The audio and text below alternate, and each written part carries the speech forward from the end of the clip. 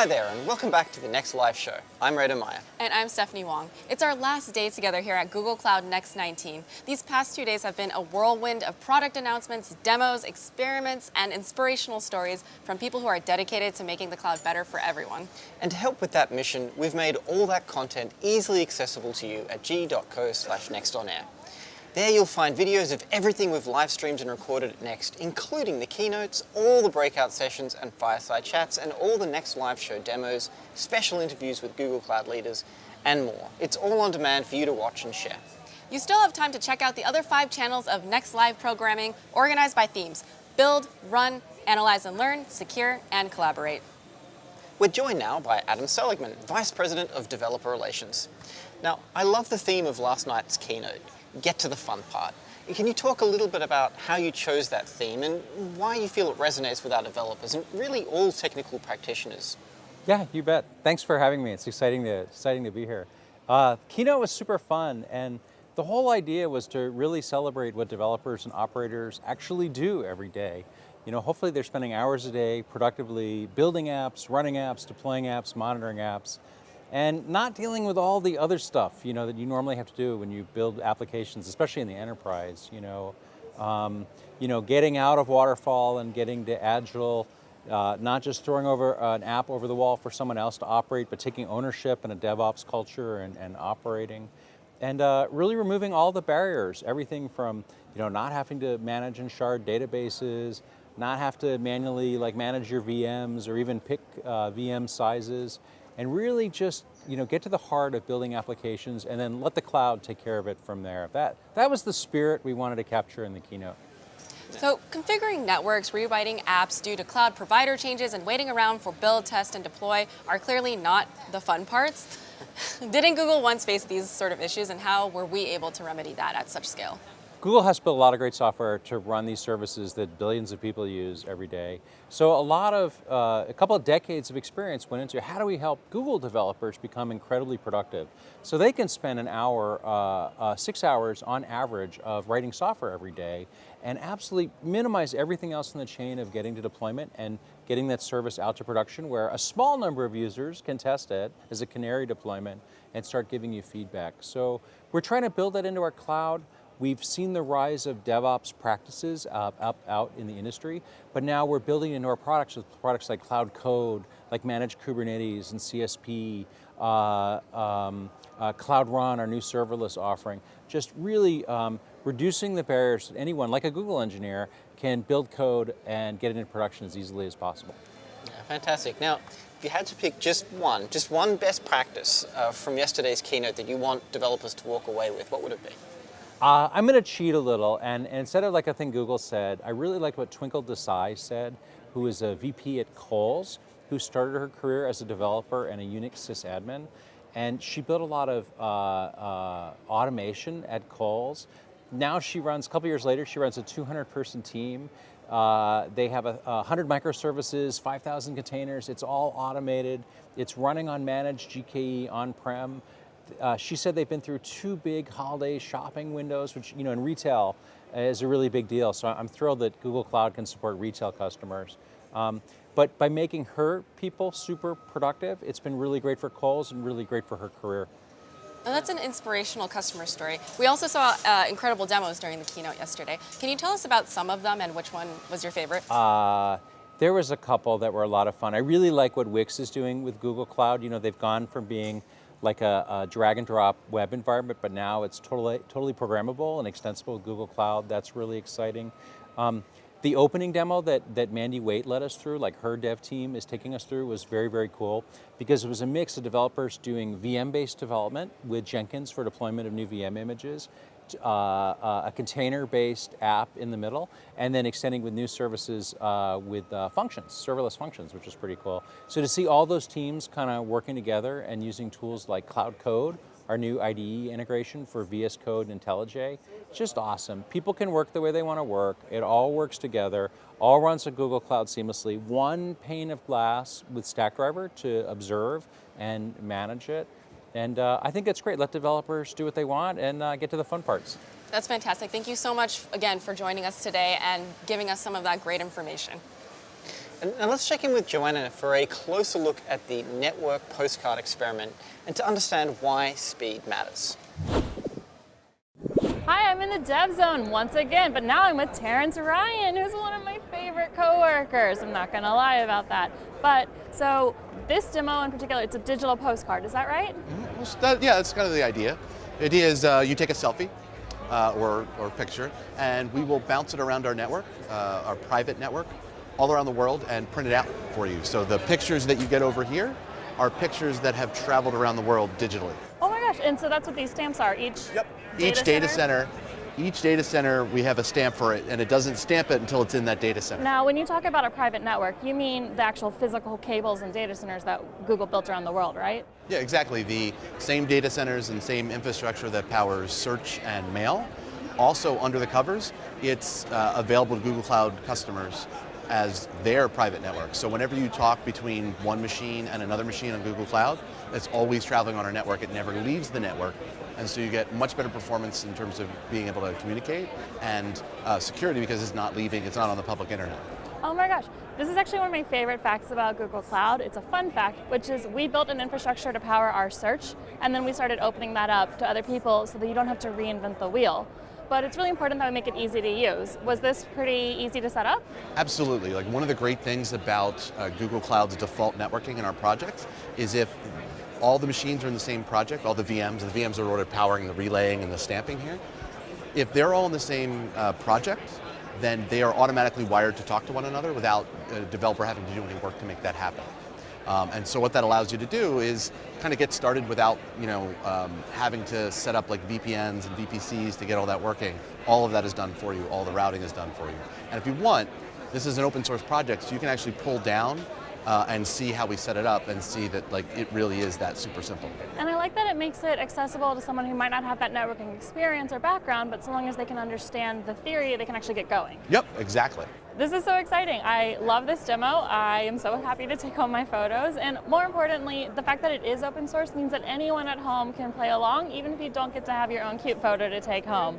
And I hope you'll have a great time, and thanks for joining me in the Dev Zone. Great job, team.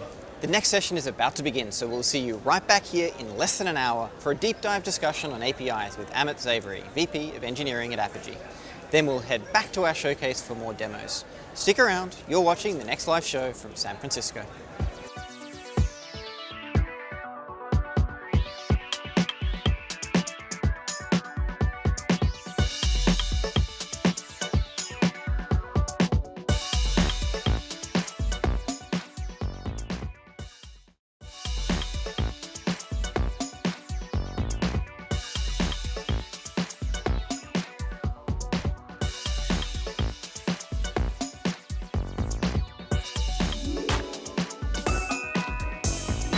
Welcome back to the next live show. I'm Rhoda Meyer. And I'm Stephanie Wong, here with Amit Zavery, VP of Engineering, to dive into APIs. Welcome and thanks for joining us. Sure, thanks for having me. So I want to talk about APIs, which have come a long way from the software interfaces popularized by Win32 APIs. Tell us where they are today and your predictions for APIs in 2019 and where Apogee lies in this space. Sure. I think if you look at what's going on in the industry today, there are many things which are driving the modernization of a lot of the existing applications, right? So APIs are becoming the front end to a lot of the assets companies have already in their portfolio, and they unlock a lot of those content for different kind of users, be it end users, be it partners, as well as employees. So I think if you look at going forward in 2019, you'll start seeing a lot of different ways of exposing those APIs. One, a lot of companies are trying to monetize on them, to be able to kind of use that to create a lot of new content as well as partnerships. So we have a lot of good examples of customers like, say, Magazine Luiza in Brazil, who's trying to create a lot of e-commerce kind of content and be able to expose a lot of data to the end user to buy it. Same thing with AccuWeather, where they want to be able to now take a lot of the weather data and share it and make it available to a lot of other end users as well. So that's one kind of driving factor.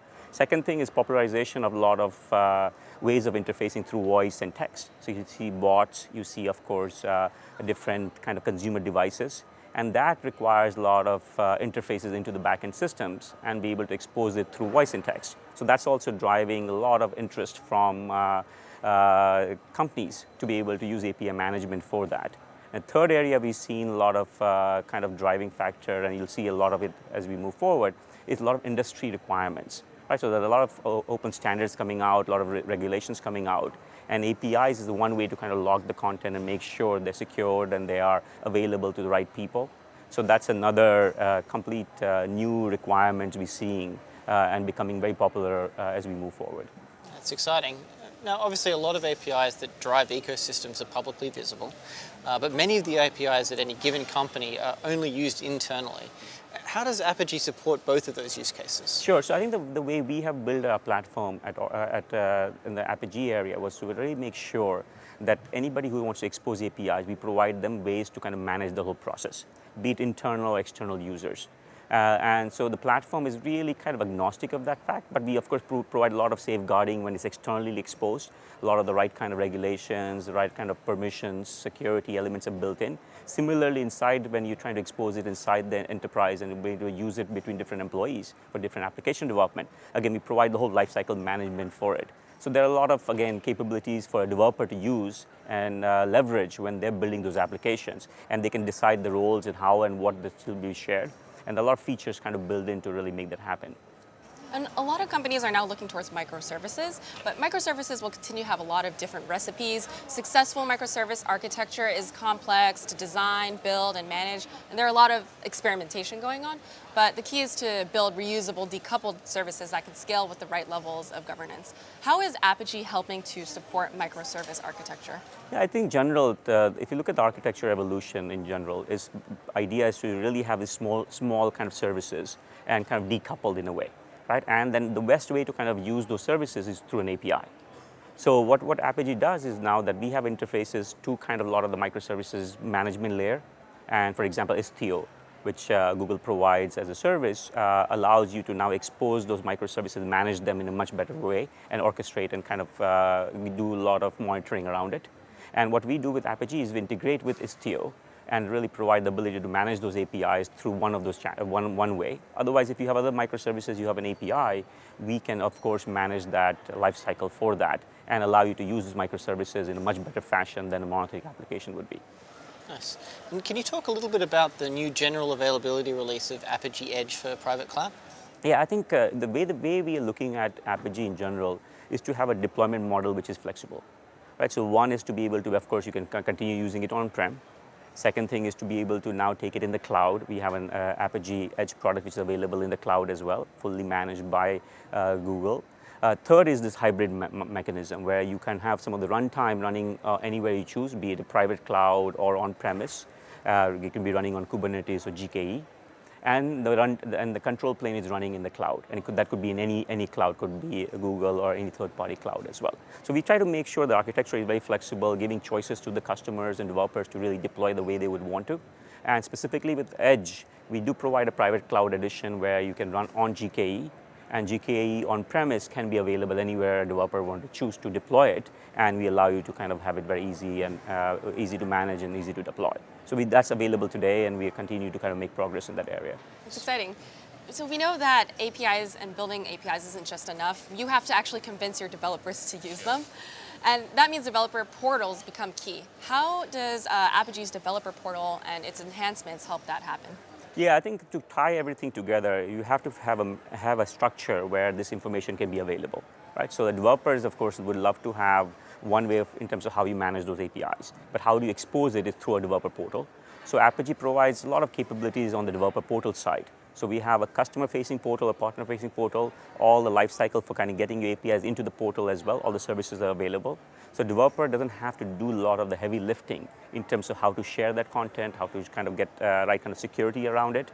So the developer portal today is available through all of our products, and we keep on making enhancements to it. There's one offering through Drupal as well, through a third-party CMS if a customer chooses to use a heavy-duty portal and has a lot more capabilities for a lot of specific things, custom work you might want to do. But we also have an integrated portal as part of our offering today, which is very simple, easy to use, and you can create a lot of portal interfaces for end users very quickly and easily. That's great. Now, Apogee is built on best practice to help create world-class developer experiences, right? So tell me a little bit more about that. I think in general, I think just not Apogee. If you look at Google, we've been trying to make sure with the Google Cloud, make developer experience very friendly, right? And I think one of the key things for developer is the life cycle of how do you create an application and deliver that. The one big part of that is the API management for it in terms of the whole life cycle. And so we have made sure for the developer, it's very easy to onboard. They can start writing an API, they can start kind of documenting it, testing it, and design and delivering it. So we provide a lot of tooling for that, very simple, easy to use. And what we've been doing beyond that is really how now kind of giving you metering, monitoring, monetization. So now you have an idea of who's using what kind of securities you have, what kind of privileges were provided to that user, as well as what kind of usage you got out of it, and how much money you can make out of it. So you have a lot of that data available to you at your fingertips. So we've been doing a lot of work to really add a lot of this value add beyond just being able to build an API and deliver it, but also all the things you need around monitoring, metering, security, monetization. So that's really becoming a very powerful element in terms of feature capabilities for developers and anybody else who want to do this work. Thank you so much, Amit. We packed a lot of info into our talk, so thanks for your time. Thanks for having me.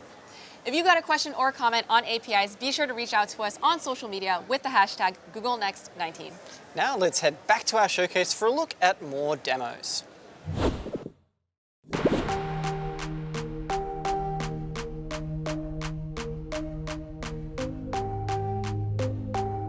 We're here in the Customer Magic neighborhood with kind of a pretty impressive booth here with NASA and James, the director of NASA FDL. Yeah, I am. I'm the NASA FDL is an applied AI research lab for NASA. It's a public-private partnership, which is great. So it means we can ask corporate partners who are experts in AI to help us with our problems. So with that in mind, yeah. How does Google Cloud and NASA FDL work together? Well, we had a big problem. And the problem was, are we alone? Which is kind of the big one. And we knew that you like big problems. So we thought, well, hey, we'll call up Google and see if they can help us. Sure. What's interesting about this problem is we have scientists who are fantastic at understanding the problem, and enormous data, like data you can't imagine how big it is, huge. And so really we needed a corporate expert like Google to help us. And what we prototyped with Google Cloud, with FDL, is the sort of relationships and sort of partnerships which NASA's going to need if we're going to be putting the people on the moon in 5 years. So it's really, if you like, we kind of toe in the water about how the future should be, just in terms of, you know, the way we're solving problems, the way we're partnering. You know, that's what we've been prototyping with you guys, and that's really, you know, what Google's amazing at. And I have to say thank you for the help you guys have given, because we did it. We've done some really extraordinary work here, and I think Massey's going to take us through some of the fragments of what was done, and this is what you can come and see at this booth. We're very proud of the work, and just like to say thanks again. Oh, of course. I mean, it's great to hear. It's super exciting to see this kind of really turn to what can we actually do with this technology? How do we help people? And so we're going to walk through and see what people here at Next can kind of get their hands on and experiment with, and then also see how does that help us answer, are we alone? Yeah, the team have done a great job of taking something really complex and making it really simple, and you can have a go and, you know, play with light curves and finding exoplanets. So there's some really cool stuff to get your hands on here as well. Awesome, let's take a look. Yeah, awesome.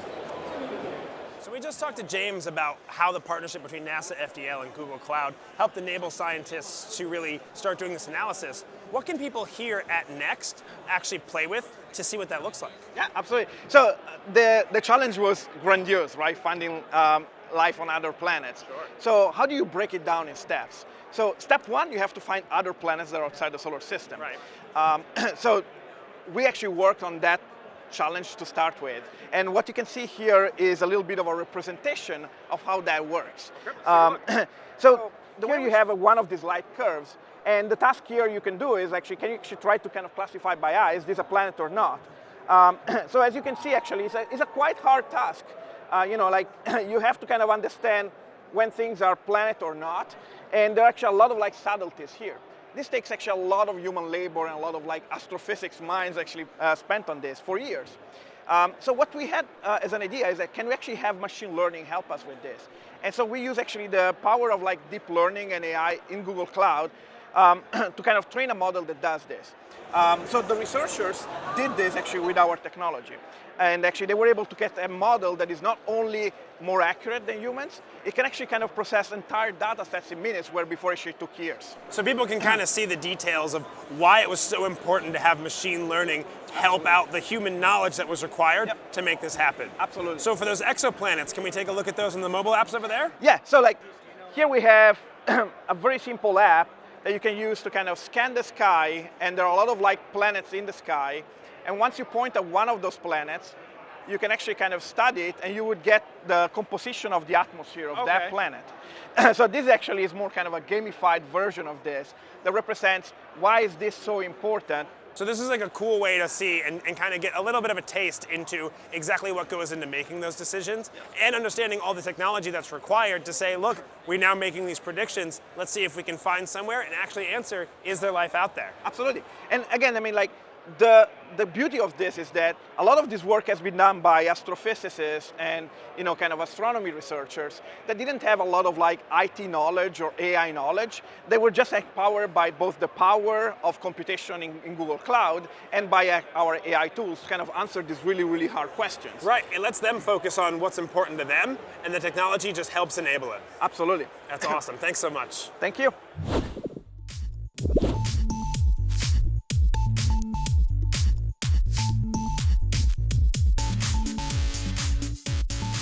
Hi everyone, my name's Natalie and we are here in the G Suite demo booth and I'm joined here by Ricard, who's from Gant, a customer who had an amazing digital transformation with G Suite. Welcome. Thank you very much. Tell us a little bit about Gant and how you opened up a new store with G Suite in 3 months. Amazing. So Gant is a fashion brand. We have our headquarters in Stockholm today.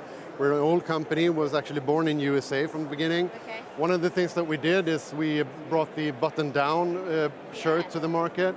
That's which amazing, you can see all fun over fact. Here. Yeah, it's fun fact. So a couple of years ago we had a challenge where we had to open up a new store on Regent Street in London, and we had to do it in a record amount of time. Okay. So what usually takes 1 year, we had to do in 3 months. Oh my goodness, so you needed to work fast. We had to work fast. So we've actually got Whitney here as well, who's going to take us through a demo, is that right? That is correct. Here we have a cool video of the London store actually being built out by the team. And as they were planning, they had a lot of documents going around. They needed to be able to get everyone on the same page, working on the same document, moving quickly together. And so they used to send file versions back and forth all the time, and it really slowed down the process. So they switched to Google Docs, and using Google Docs, they were all able to work together on the same document in all of the different teams across their locations. And they were able to comment each other in, to assign tasks, get inputs from team members across all different locations, and able to just really move quickly together because they were all running in that same document. We're going to move now from our London store team to the Stockholm headquarters team.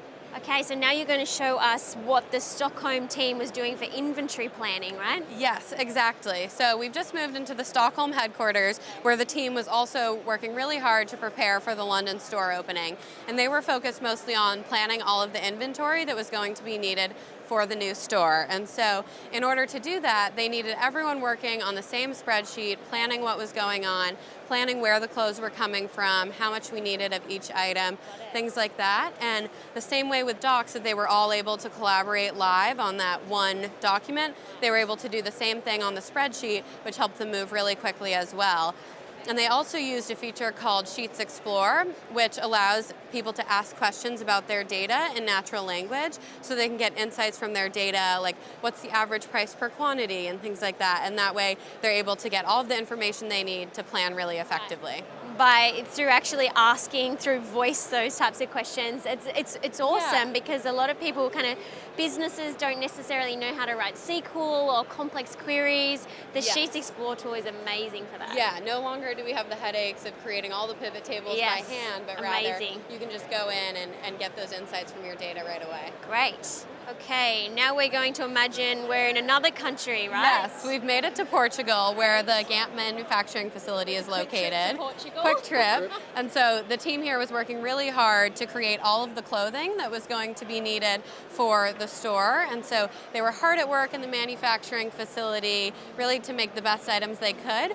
But they needed to get approvals from the London and the Stockholm teams who were doing the designs and wanted to make sure it was the quality they were looking for and things like that. Sure. And sometimes those decisions just need to be made face to face, don't they? Yeah, exactly. And so the Gant team used to fly people to the manufacturing facilities to check out the clothing, make sure it all looked good. But now they've really switched to using Meet, which is G Suite's video conferencing solution. Yeah. And using Meet, they're able to get everyone in the same room virtually so they can still see the look and the feel of the clothing. And so now I'm actually going to have the opportunity to show you how they would do that. So we're already hooked into this meeting on our computer, and I'm going to show you how the team in the manufacturing facility is able to join with one click from the phone, and then they actually will walk around with the phone and join the meeting and be able to see the clothing, get a feel for it, and this way get all of the approvals they need for the clothing. Amazing. So it's, you get the feeling that you're actually in Porto, although you're in Stockholm or London. Yes. That's amazing. Well, thank you so much for this walk around. This has definitely been one of the most interactive sessions and demonstrations. Thanks, Whitney. No problem. And Ricard, also, I guess, the G Suite technology is amazing, but I'm assuming this just meant so much for your customers to be able to move from producing a store in 1 year to 3 months. It did. It was a record time, and we ended up with happy customers, definitely. I'd imagine you did. Thank you so much both Thank for you. joining us. Really appreciate it. Thanks. And back to you. All right, thanks team. Coming up after this next round of sessions, a lunch and learn on building amazing apps with Cloud Firestore, and we'll have a live demo on service monitoring with Stackdriver. Stay tuned, we'll see you in about an hour. You're watching the next live show from San Francisco.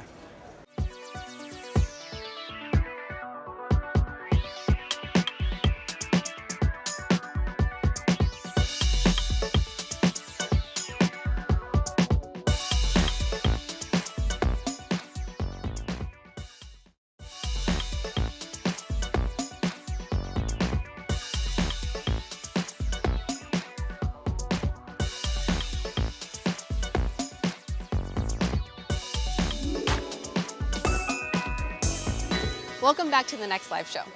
Building the cloud for everyone takes everyone to create and embrace a culture that is inclusive and representative of our communities. Here at Next 19 in San Francisco, diversity, equality, and inclusion is part of our DNA. Recently, Forbes magazine recognized our commitment, naming Next as one of the top 3 conferences for women to thrive. Let's check in with Joanna for more on the Inclusion Lounge and the #IamRemarkable workshops happening here at Next. Thanks so much, Stephanie. I'm so excited to be here at our Inclusion Lounge because diversity is something that I obviously care a lot about, but more important than just being diverse is making sure that we have multiple perspectives at the table so that we can build really interesting solutions to fun problems. So now we're talking to Taylor, who drives diversity, equity, and inclusion at Next. Hi. Hi, Joanna. This lounge is great. You want to tell me some fun facts about it? Welcome to the Inclusion Lounge. And the purpose of the Inclusion Lounge is to make sure that at Next we're always providing content and experiences to support underrepresented groups and allies to be able to come together, share learnings, collaborate, and build community.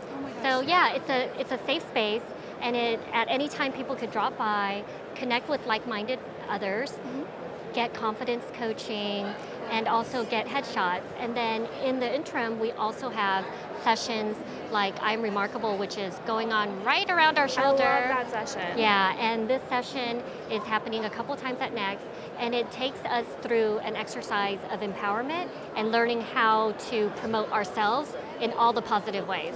What do you think really makes the Inclusion Lounge stand out, and why should people think about coming here during their day? Yeah, you know what?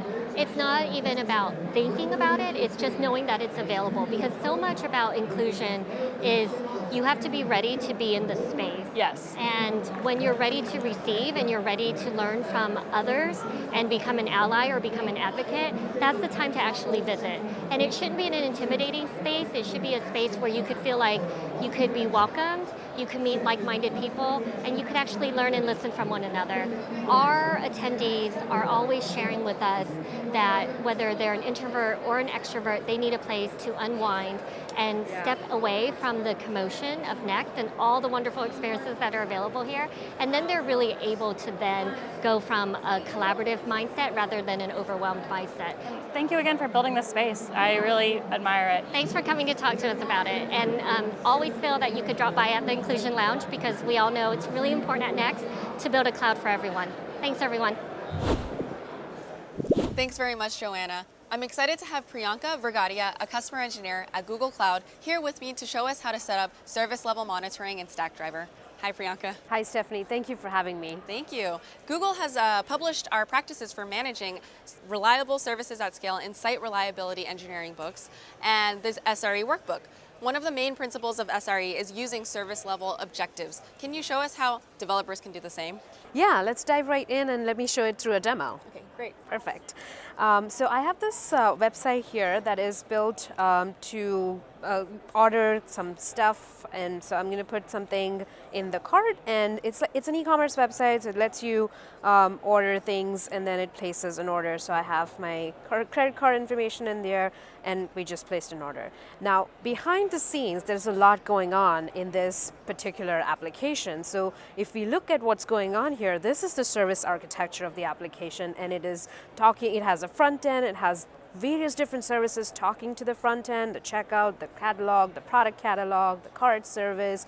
There's a lot that's going on here. And if you see further, they're pretty much all written in very different languages as well. So there's a lot of complexity behind the scenes that's going on. And this is all done through microservices, as you can see. So it's important to understand that a simple website is set up can be set up with different services in the back end and have different languages that it can be written in. So complexities. Right, and microservice architectures mean the app itself is broken into many small pieces. And doesn't that make it hard to understand how all the pieces fit together and where to start investigating when there is a problem? It becomes very hard for the operations team, especially in microservices architecture, to figure out what's going on, which services is up, down, talking to each other. So there's a good tool in Stackdriver monitoring called topology, where you can actually look at the topology of your different microservices talking to each other. So I have it open here. And when you open the service topology, I can look at a specific service that I'm interested in and then see which other services it is talking to. So it gives me a view. I can click on one and it gives me a view of what's going on and which services it is talking to, which is pretty helpful when you're working in an environment that has so many different microservices that it's talking to. Wow, and this is great because with microservice-based apps, you can clearly see the inter-service dependencies and use that to double-check new code rollouts. Yeah. But let's say you're setting up alerts. Ops staff can burn out a lot of the times from getting notified of all the potential causes of a problem, making it hard to align SREs with customer interests. How can we identify which behaviors really actually matter for that service during service degradation? Yeah, so there is also another tool within Stackdriver monitoring for services where you can actually set up SLOs and define your SLOs for the services, so operations does not actually get affected by just looking at all the different alerts that can come by. It's actually a practice within our SRE teams where we make sure that our SRE staff is only monitoring alerts that are related to customer issues and front-end customer-related issues, and not every single issue that might be a cause to those issues. So let's see that in the demo as well. Great. Yeah. So if we click on services here in the Stackdriver monitoring, let's look at front-end, and when we go do that, you're able to see the service level optimization. So let me click on SLOs. And in SLOs, you obviously see nothing here. So we're going to set one up and say we want to set up for availability. And then there is, we can do it rolling or calendar. I want to say in the month, if we reach 99%, or low availability, then I want to get alerted. That's a good way of saying that you're not going to be alerted for everything, but you still want to be alerted for when we go less than 99%. And then you can also set up a latency alert. So in this case, if we say latency, and I may want to set up differently for different services. For the front end, you could say my pages should load in less than 1,000 milliseconds. Otherwise, I want to be notified. And in this case also, let's say it's 90% our goal, and then we submit that. So these are the two alerts that we just set up for latency and availability. And they are not just thresholds because we are saying this percentile. So it's not going to be chatty and noisy. It's going to be, if this happens, then we really want to get notified because the service is not working fine. So that's a good way of identifying, making sure that you're not burning out your operations staff. Excellent. Yeah. How do you follow those best practices given the resources that you have?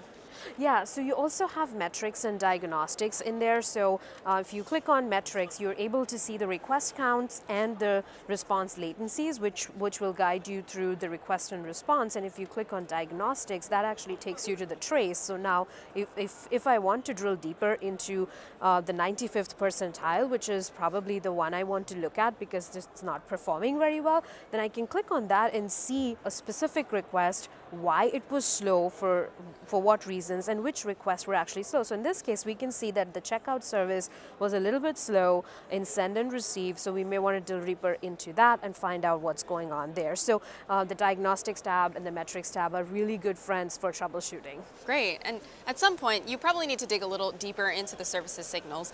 Let's say maybe you received an SLO alert and there's no obvious upstream cause, or you have a customer complaint outside of an SLO alert that you need to investigate, or maybe you need to see how the new rollout of your code version is going.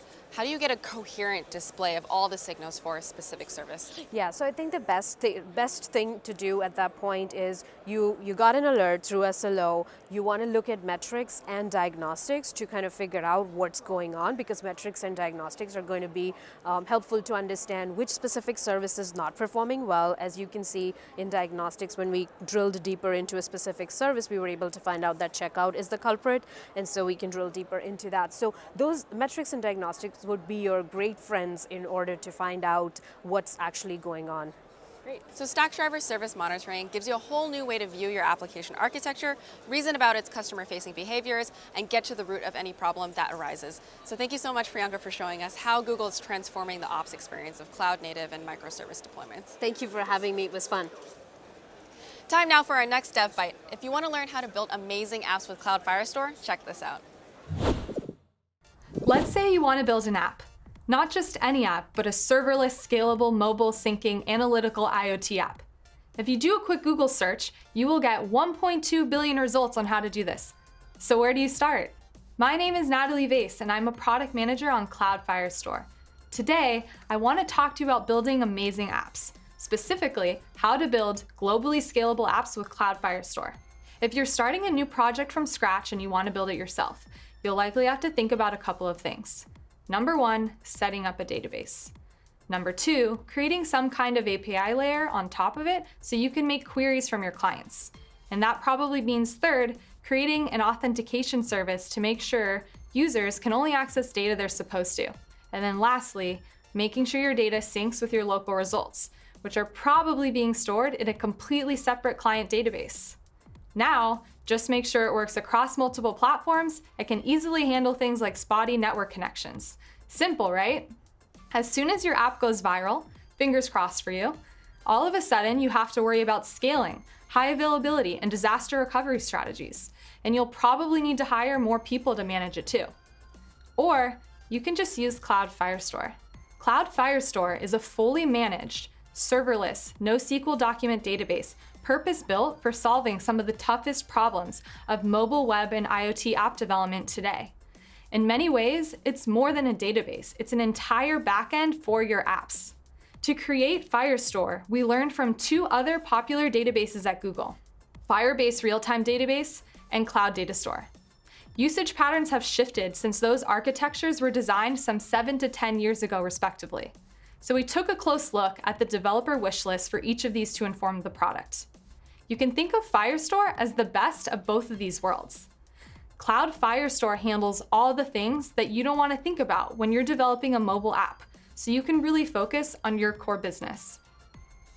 The first thing to know is that Cloud Firestore is fully supported in the Firebase SDKs.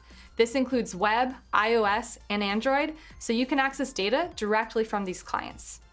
This works in conjunction with Firebase Auth and security rules, and those things allow you to control who has access to read and modify data on the server.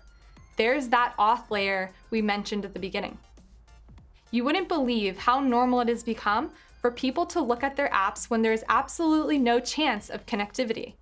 A person checks their phone an average of 80 times in a day, so it's becoming increasingly common for people to expect our apps to work offline and across devices. With Cloud Firestore, the client libraries already come with full support for offline mode. The SDK handles conflict resolution on device and syncs up with the server when you reconnect. Because we built Cloud Firestore with a serverless architecture, you don't have to worry about provisioning, capacity planning, scaling, or maintenance. There are servers distributed across the world, just not ones that you have to manage. All of this is taken care of by the system. Scaling is automatic and happens as an online operation. Say goodbye to maintenance windows. On top of that, Cloud Firestore is built for the cloud.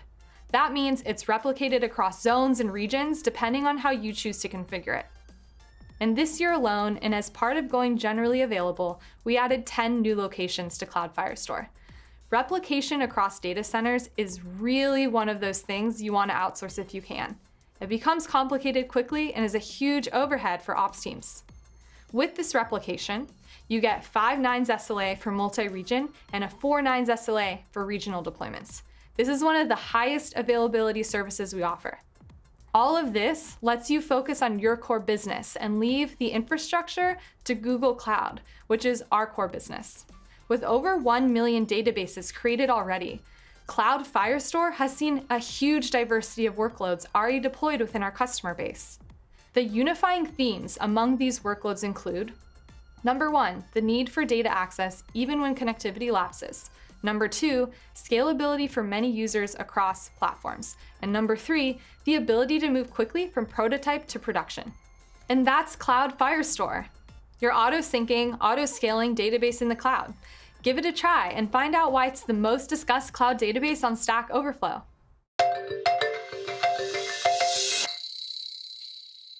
Thanks so much, team. Stay right here for more sessions on all 6 live stream channels. After the sessions, join us for a chat with Security Product Manager Ray Wang about building secure environments with Google Cloud. This is the next live show coming to you from the heart of San Francisco.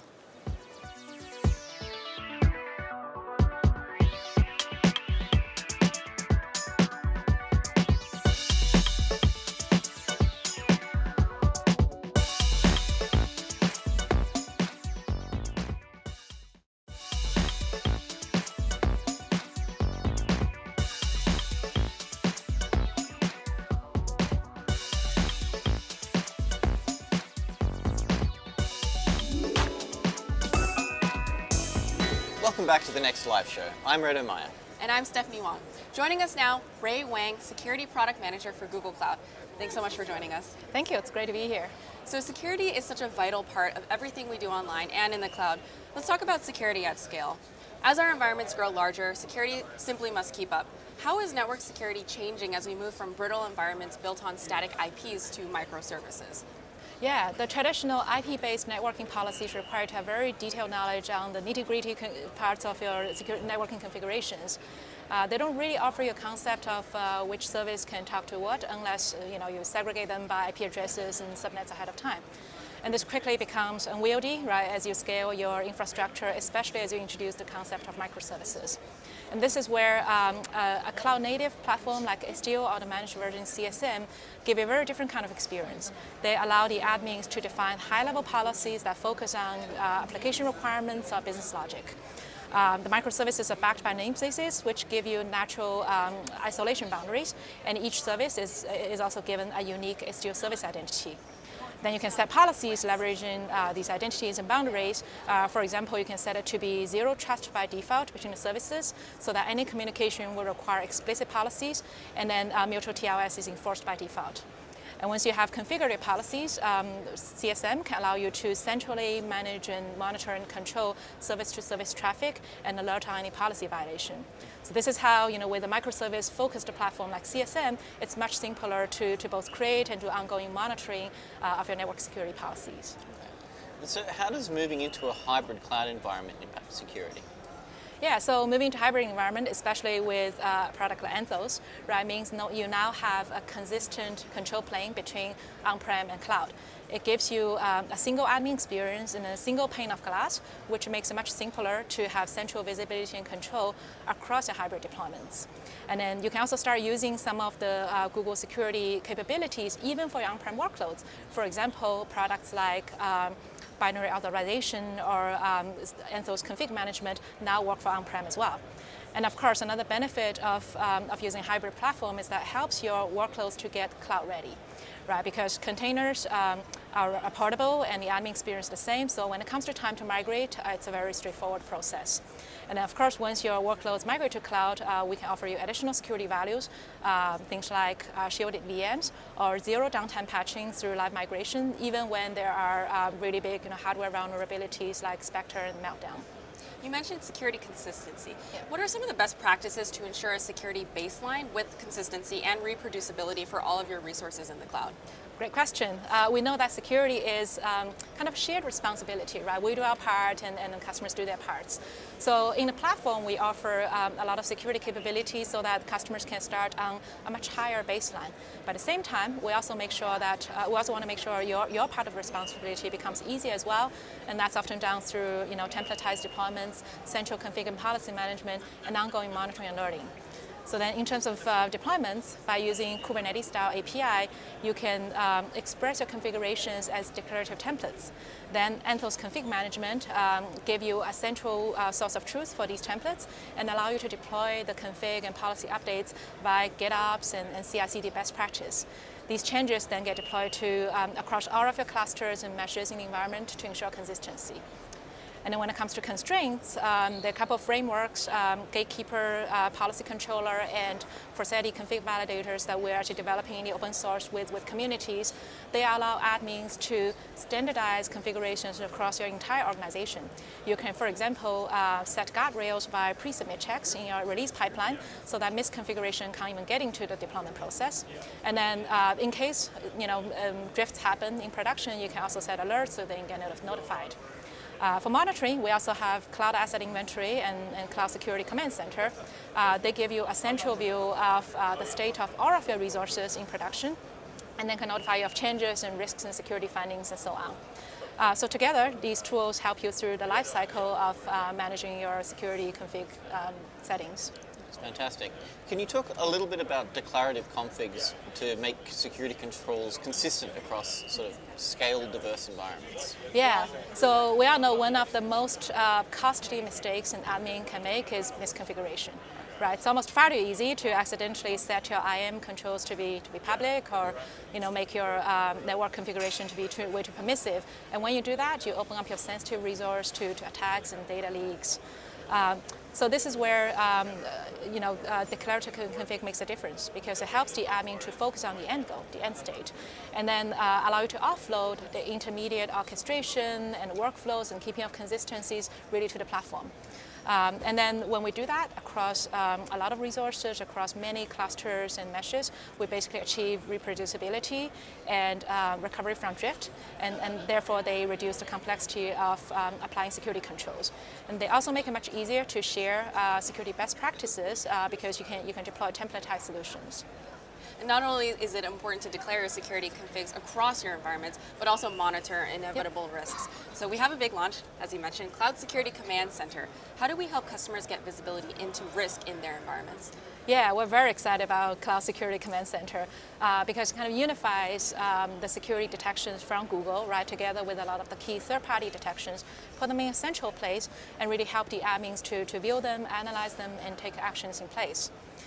For example, one of the capabilities is security health analytics, right? It scans and detects over 20 common vulnerabilities from publicly exposed storage buckets to, we talk about overly permissive firewall rules, to misconfigured Kubernetes clusters and so on. And then similarly, you have cloud anomaly detection.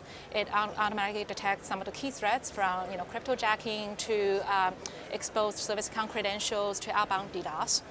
And then with this GA release, another benefit you get is now Cloud SCC unifies security findings from a variety of Google Cloud products, from advanced threat detection to binary authorization to cloud asset inventory to AXT and so on. How you can use it? Well, if you're an enterprise company, right, and you have a finance department, for example, that stores credit card information and sensitive personal data, you can use Cloud SCC to scan the infrastructure used for storing the sensitive information, identifying vulnerabilities, as well as finding active threats that are targeting these vulnerabilities. And then that's a lot of findings, so we give you a way to manage and organize these findings by attaching business context to the findings and the resources by ACO security marks. And then we all know that getting the data is the first step, right? What you really want to do is to improve your security posture from the data. So Cloud SCC also allows you to actually respond and take actions by, for example, triggering alerts or creating IRM incidents or directly executing remediation operations by Cloud Functions. Great. Thanks, Ray. Your insights into security will continue to be vital to any company that wants to build and grow quickly. Thank you. Now, over the last 3 days, we've brought you amazing demos from our showcase. But guess what? There is so much more. Here are Natalie and Mark to take us on a tour. Welcome to the Google Cloud Next 2019 showcase floor. We're super excited to take you around all the different demo areas and neighborhoods that we have around the floor. There's lots of cool stuff down there, so why don't we show you around?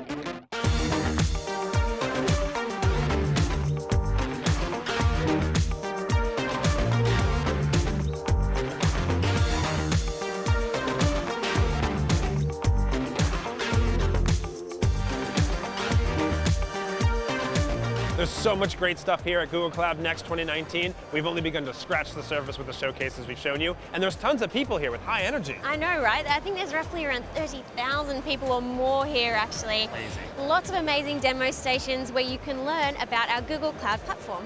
Yeah, it's super cool, but if you weren't able to see it for yourself, don't forget to check out all the content on YouTube so you can see us showcase some of these demos, but also see some great talks. That's right, and we're looking forward to seeing you next time. Thanks very much, Natalie and Mark, for those highlights. Now, we want to share a fun competition that happened here at Next. Earlier this week, in our DevZone Theatre, we got to see how heroes are made in the cloud. Cloud Hero is a hackathon where players test their knowledge of Google Cloud through timed challenges. The challenge is built on an entirely serverless system using Angular, Cloud Firestore, and Cloud Functions. Thank you to all our participants both here at Next as well as online. All right, it's time to step away for the next session, and afterwards, Stephanie and I will be back to wrap things up here from Next 19.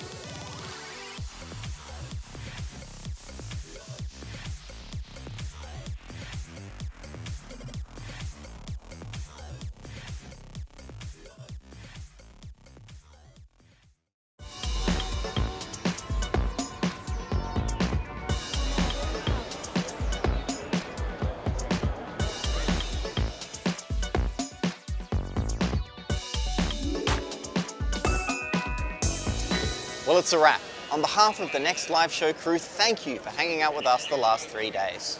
We had a great time sharing the Google Cloud Next 19 experience with you. But it doesn't end here. Everything we've live streamed, the keynotes, the recaps, the Next Live Show experience, and all the sessions at Next will be available to watch, share, and rewatch on our video on demand page at g.co/nextonair. Next 19 is about to go global as it heads to Tokyo and then London later this year. Follow us at g.co/cloudnext to stay in the know. So long from San Francisco. Thank you so much for watching. And we'll see you next year.